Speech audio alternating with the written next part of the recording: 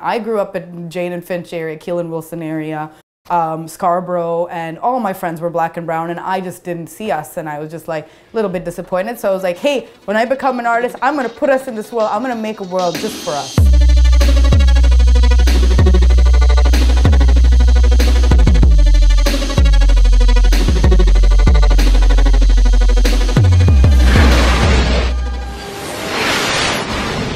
When I was very young in Sri Lanka, we got a program, we got a TV show called Robotech, and one of the main protagonists is Captain Dana Sterling.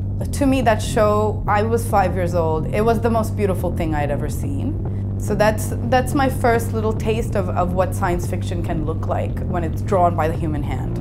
How elaborately executed they were really captured my imagination quite a bit.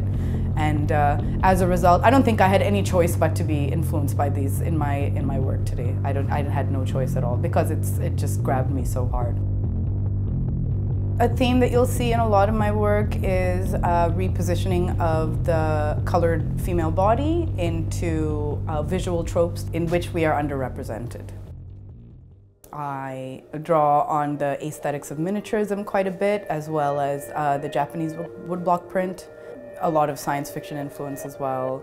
I never saw myself or my friends represented in that world, and I always thought the black and brown body was absent from science fiction. So I decided to come up with a black space hero called Africa Galactica, and she lives in a world where she has her own army.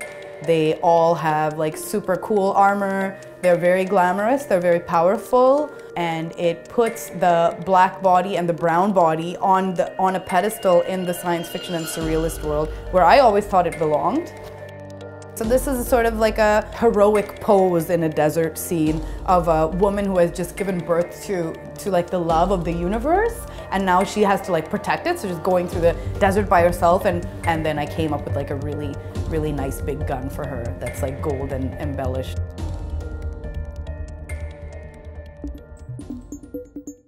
Body positivity is a big part of my representation of the colored female body or the diasporic female body. It's a huge problem. The beauty standard is a huge problem, and it was for me growing up as well, like just Western beauty standards.